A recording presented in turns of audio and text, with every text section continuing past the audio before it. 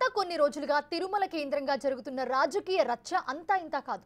ఈ విషయంలో గత వైసీపీ తప్పిదాలను కూటమి సర్కార్ వేలెత్తి చెప్తూ ఉంటే చంద్రబాబు రాజకీయం కోసం లడ్డు అంశాన్ని తప్పుడు ప్రచారం చేస్తున్నారని ఆరోపిస్తోంది. సరిగ్గా ఇదే సమయంలో తిరుమల శ్రీవారి దర్శనానికి జగన్ రెడీ అయ్యారు. దీంతో వివాదం కొత్త మలుపు తిరిగింది. ఈ నెల 27న అంటే రేపు తిరుమలకు చేరుకునేందుకు జగన్ రెడీ అయ్యారు. ఎల్లుండి జగన్ శ్రీవారిని దర్శించుకుంటారు. జగన్ పర్యటన వేళ కూటమి డిక్లరేషన్ అంశం తెరపైకి తీసుకొచ్చింది. అయితే ఏపీ వ్యాప్తంగా కూడా ఇదే మరో వివాదానికి దారితీసింది.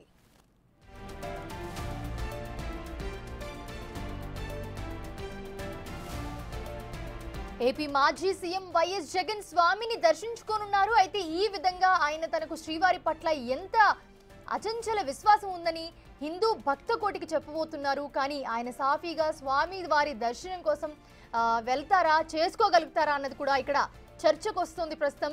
ఎందుకంటే జగన్ మీద ఇటీవల ముఖ్యమంత్రి హోదాలో చంద్రబాబు అనేక సార్లు తీవ్ర వ్యాఖ్యలు చేశారు. అంతేకాదు కూటమి నేతలు కూడా ఆయనపై వరుసగా డిక్లరేషన్ ఇచ్చి అలిపిరి మెట్లు ఎక్కాలని మాటల తోటాలు పేలుస్తూ ఉన్నారు. దీన్ని బట్టి చూస్తే గానీ జగన్ కి ఈసారి తిరుమల శ్రీవారి దర్శనం అంత సులభం కాబోదు అని అంటున్నారు.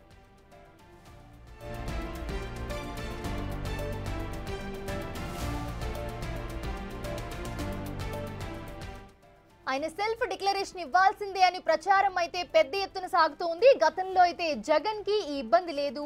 ఆయన 5 ఏళ్లు ముఖ్యమంత్రిగా ఉన్నారు. ఆయన నియమించిన పాలక మండలి ఉంది. దాంతోపాటు ఆయన స్వామి దర్శనం చేసుకుని వచ్చేవారు. ఇక జగన్ రాజకీయాల్లోకి ప్రవేశించిన కొత్తలో పార్టీ పెట్టిన ప్రారంభంలో ఒకసారి డిక్లరేషన్ ఇచ్చినట్లుగా చెప్తూ ఉన్నారు. ఇదిలా ఉంటే తిరుమల ప్రోటోకాల్ ప్రకారం చూస్తే గనక అన్య మతస్థులు స్వామి దర్శనం కోసం వచ్చినప్పుడు సెల్ఫ్ డిక్లరేషన్ ఇవ్వాలి. తమకు వెంకటేశ్వర స్వామి మీద భక్తి ఉందని వారు స్పష్టం చేయాలి. జగన్ క్రిస్టియన్ కనుక తప్పనిసరిగా ఇవ్వాల్సి ఉంటుంది.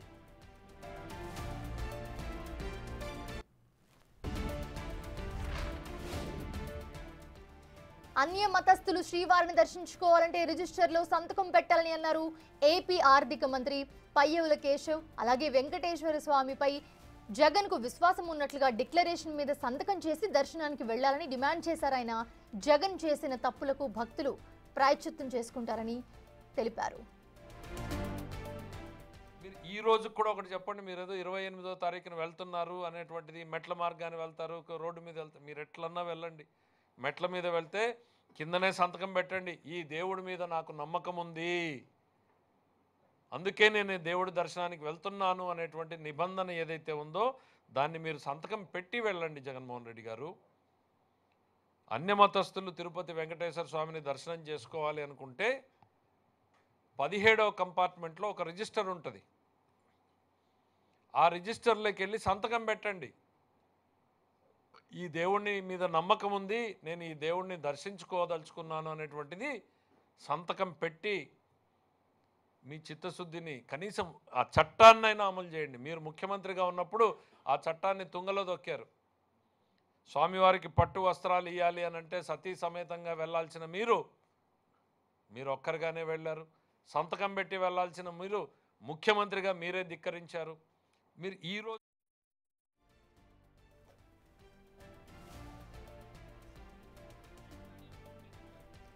బీజేపీ కూడా ఈ విషయంలో గట్టిగానే వాదిస్తోంది. ప్రస్తుతం చేసిన తప్పుకు క్షమాపణ చెప్పి డిక్లరేషన్ ఇచ్చి స్వామివారిని దర్శించుకోవాలని క్లియర్గా డిమాండ్ చేస్తున్నారు. మీ పాలనలో కాకుండా స్వచ్ఛమైన నెయ్యితో చేసిన లడ్డు చేస్తూ ఉన్నామని, స్వామివారి దర్శనం తర్వాత ఆ లడ్డూనే తీసుకోండి అంటూ సెటైర్లు కూడా వేస్తున్నారు. పెట్టుకోండి, స్వామివారి దర్శనానికి ఎక్కడ ఆపట్లేదు, నువ్వు చేసిన పనికి క్షమాపణ చెప్పి డిక్లరేషన్ ఇచ్చి స్వామివారిని దర్శనం చేసుకో, హ్యాపీగా లడ్డు. ఇప్పుడు నీ మారి కల్తీ లడ్డు లేదు, ఇప్పుడు మేము ఇచ్చేది మంచి ఆవునైతే చేసి లడ్డు ఇస్తున్నాను. జగన్మోహన్ రెడ్డి, ప్రసాదాన్ని స్వీకరించు, హ్యాపీగా ఆశీర్వాదంగా ఉంటే డబ్బు నేను కడతాను. నువ్వు ఈ డిక్లరేషన్ ఇచ్చి క్షమాపణ చెప్పినావు అనుకో, ఆశీర్వాద మండపంలో డబ్బులు కూడా మేము కడతాం కాబట్టి ఆశీర్వాదం ఇచ్చి పంపిస్తాం. నువ్వు ఖచ్చితంగా వెంకటేశ్వర స్వామిని నమ్ముతున్నాను అని చెప్పి డిక్లరేషన్ ఇచ్చి రావాల్సిందే. ఇది భారతీయ జనతా పార్టీ హుకుం జారీ చేస్తాను, పెట్టుకోండి. అయితే జగన్ నిర్ణయాన్ని బీజేపీ రాష్ట్ర అధ్యక్షురాలు ఎంపీ పురంధేశ్వరి స్వాగతించారు. స్వాగతిస్తూనే సంచలన సవాల్ కూడా విసిరారామె. టీటీడీ అధికారులకు డిక్లరేషన్ సమర్పించిన తర్వాతనే మాజీ సీఎం జగన్ తిరుమల వెంకటేశ్వర స్వామిని దర్శించుకోవాలని సూచించారు.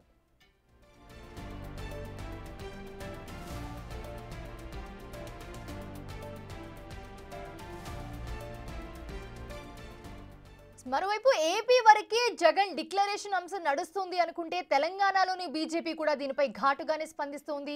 జగన్ కు తిరుమల దర్శనం చేసుకునేందుకు అర్హత ఉందా అంటూ ప్రశ్నించారు బీజేపీ ఎమ్మెల్యే రాజాసింగ్.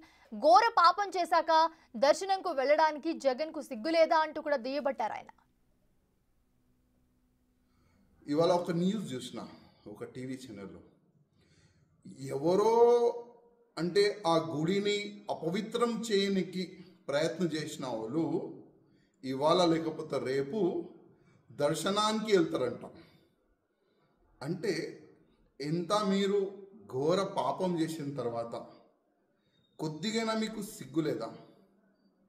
మళ్ళా మా తిరుపతి దేవస్థానం మా దేవుడికి దర్శనం చేయడానికి మీరు వెళ్తారా?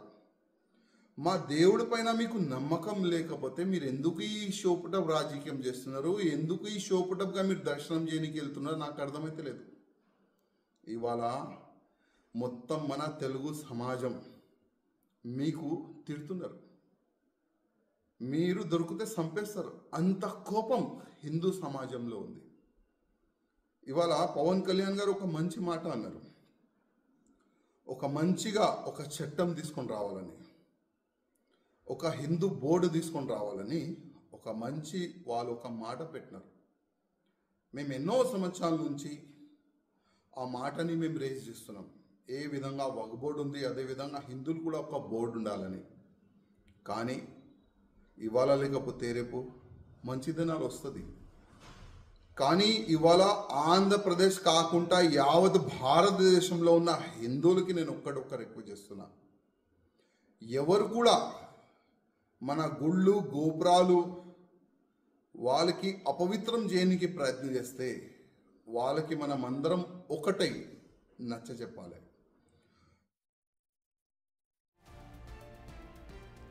ఇలా ఎవరికి వారు జగన్ డిక్లరేషన్ కు ఇవ్వాల్సిందేనని పట్టుబడుతున్నారు.